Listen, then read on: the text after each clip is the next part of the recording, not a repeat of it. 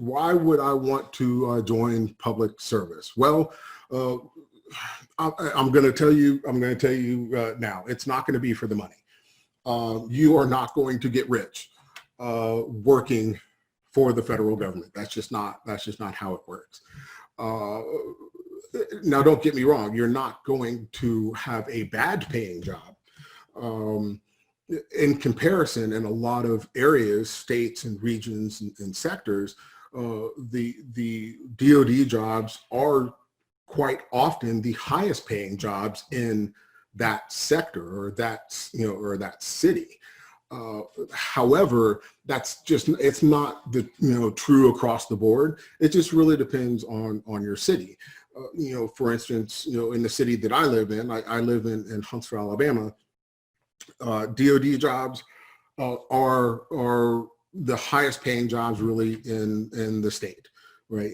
But we're also primarily fed, right? The city lives off of an installation called Redstone Arsenal with a lot of very large commands. So you can make a lot of money in this city. However, if I were to move, for instance, I don't know, let's pick a city. Miami. If I were to move to Miami, not a lot of military bases down in Miami, but there are a lot of tech companies down in Miami. So a DoD job down in Southern Florida is not going to pay quite as well, or won't be as available down in Southern Florida as it is here in Northern Alabama. You go out to California, lots of military bases, but you're competing with big technical companies out there like Google and Facebook and Amazon and places like that can afford to pay whatever they want to get the talent. So you just kind of have to look at your city and look at your region to figure out what you are going, what you can expect to make. I promise you, right before I got on here, I went and kind of glanced through some of the current locales, across the country, and they're still paying fairly well. At a GS, kind of GS, 7 and above, right? And you're not going to find many, if any. I'd be shocked if I went out onto the job boards and saw a DoD job that was below a GS 9 or so. And that's if you're going to work directly for the Department of Defense. Now, you do have defense contractors. Now, that's a whole different story, and you can make a lot of money with defense contractors. Like I said, I currently work for a defense contractor, and my counterpart inside the government, I don't know, I probably make 30% more, from one to the other.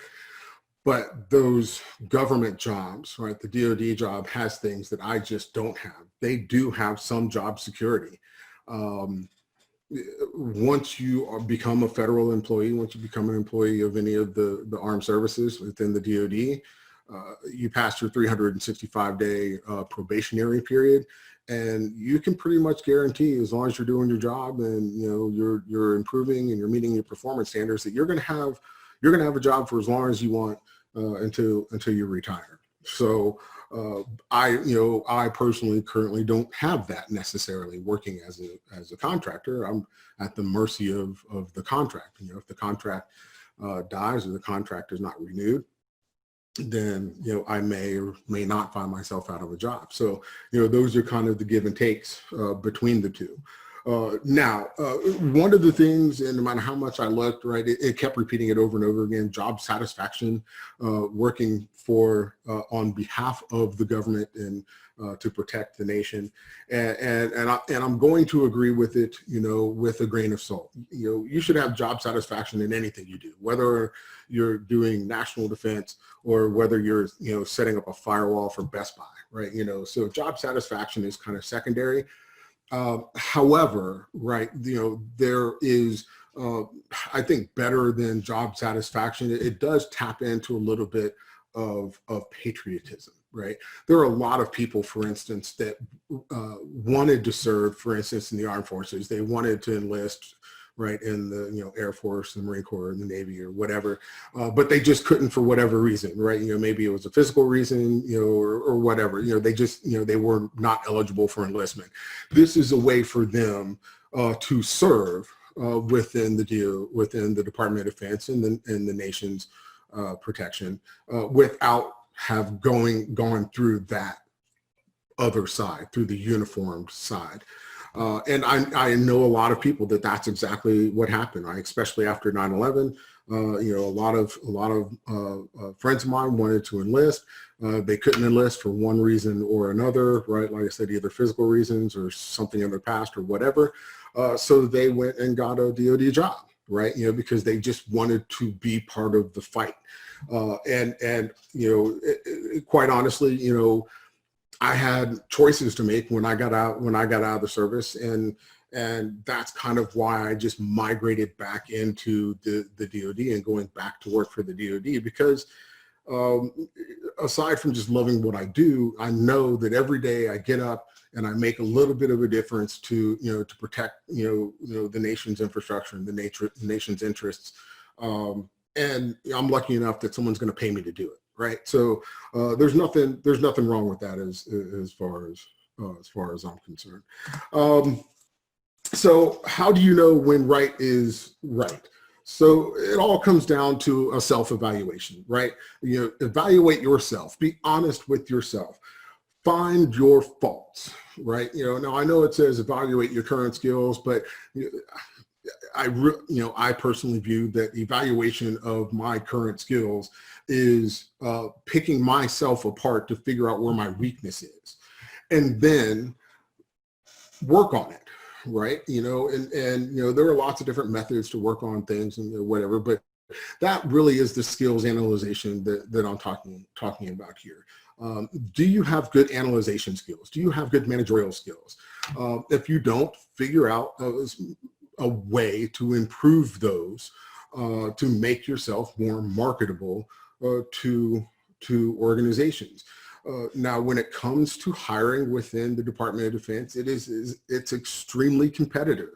A lot of people with a lot of really good resumes apply for jobs.